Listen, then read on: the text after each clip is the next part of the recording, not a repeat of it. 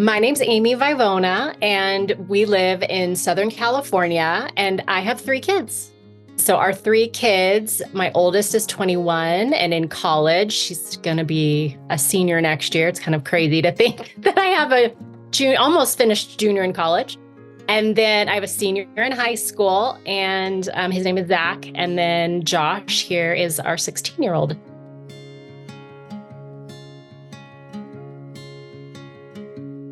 Josh is always happy. He is our bubbly, happy, silly kid. He loves to please people and do things for others. He is a super hard worker. And a lot of times that work in the past went very unnoticed because of the struggles that we had before we started the program. And so that was something that I always had to remind him of like, you are a super hard worker. You put in all this time. It's just not showing yet in the ways in which you are assessed, and it will happen. And so it did with your program. But that was just that. He's always been a super hard worker. And he loves to swim. He's a water polo player and super good at that.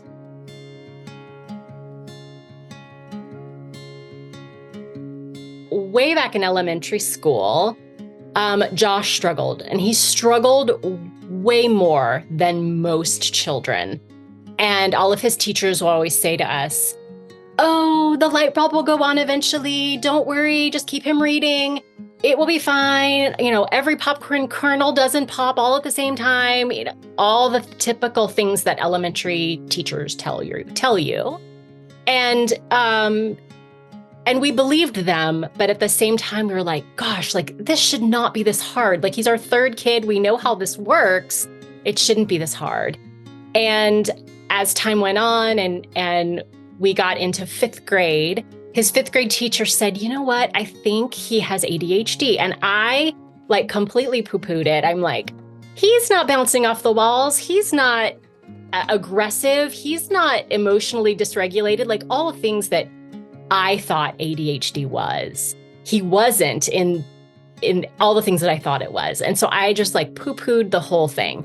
And she worked with us, and he had his best year ever in school, but it still was hard, and it shouldn't have been that hard. So we get into sixth grade, and that's COVID year, and we're in California, and we basically did school online for almost 2 years, which was completely detrimental and horrible. And so when he finally got back into full-time school in eighth grade, he was he was behind before, but it was just so significantly behind. And school just became harder and harder and harder. And so we asked the school to do some testing, et cetera. And they came back and told me, sorry, he doesn't qualify for anything. School's just going to be tough for him. Sorry. And at that point I was like, okay, we cannot continue this way. So through an advocate, an educational advocate, and then an attorney, and just all kinds of things, we ended up being able to get him tested. And the neuropsychological doctor came back and said, "Your son has inattentive ADHD." And I was like, what? What does that mean? And so we started down this road. And at this point, Josh is 15, he had just turned 15. And we started down this road. And I always knew from the start that I was not going to medicate my son. I just wasn't going to do that. I'd seen so many other families go through such difficulty. And I knew that medication could cause a lot of symptoms that you didn't want, but it also could change the personality of your child. And Josh is a happy kid. I did not want to change that. And so at that point I knew, okay, so if we're not going to medicate Josh, what do we do? And that's where ADHD Thrive Institute just came on my radar, and I started looking, and I was like, okay, I guess this is what the road we're going to go down. And here we are.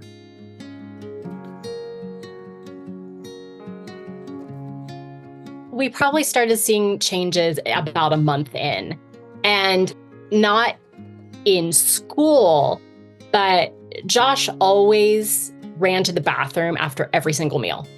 And we always thought it had to do with the fact that he was in the middle of some dental work in his mouth, and he had braces, and they're trying to create a grinding surface and just all the things that happen in your mouth when you have braces and whatnot.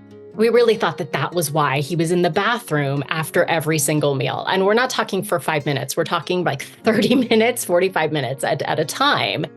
And he'd always say his stomach was upset and that kind of thing. And a month in, he was like, Mom, I'm not having to go to the bathroom after every single meal anymore.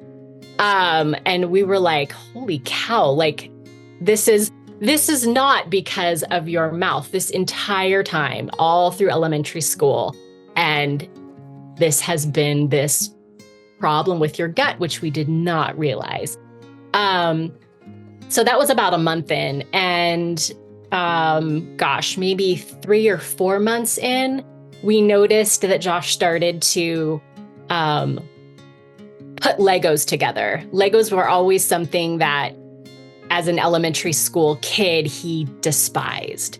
There were too many pieces. He didn't understand the little book, even though there were no words. You had to follow the pictures. It was just way too overwhelming. Too many pieces, not know how to do it. There's no fun. But about 4 months in, he grabbed himself a Lego set and he put it together himself. No help, no mom, no dad. He sat in his room and put the thing together. And I was blown away.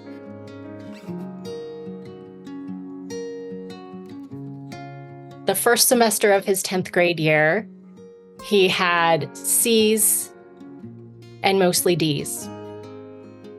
This semester, we have all A's, B's, and 1 C. So it's amazing. And Josh is amazing. And it's worth it. We've never had a report card. I'm going to cry, but we've never had a report card like that. And it's only going to get better.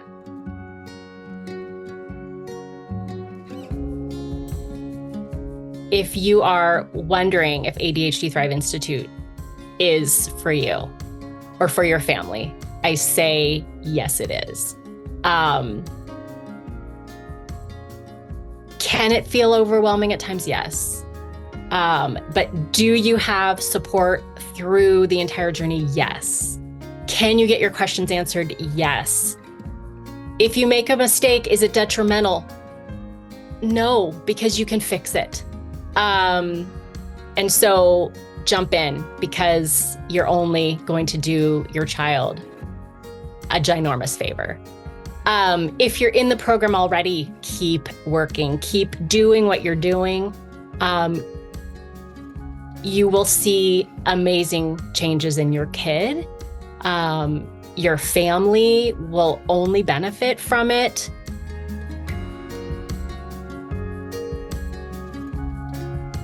I wasn't enjoying school. I was just doing it because I'd have to. But now I'm happy to go to school because I know I'm gonna do well.